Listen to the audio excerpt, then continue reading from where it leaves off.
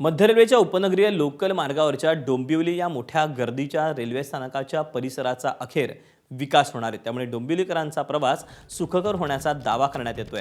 डोंबिवली स्थानकाजवळ राहणाऱ्या नागरिकांना आणि वाहन चालकांना या विकास कामाचा मोठा फायदा होणार आहे। डोंबिवली स्थानक परिसरातील वाहतूक व्यवस्था ही सॅटिस प्रकल्पाअंतर्गत सुधारण्यात येणार आहे। त्यासाठी MMRD आणि कल्याण डोंबिवली महापालिका यांनी मिळून स्थानक परिसराची पाहणी केली।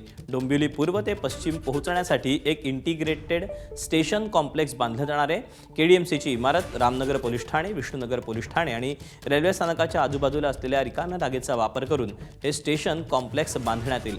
ही जागा केवळ नागरिकांसाठी राखीव ठेवली जाणार आहे। त्यामुळे वाहन चालक आणि फेरीवाल्यांच्या त्रासापासून लोकल प्रवाशांची सुटका होणार आहे।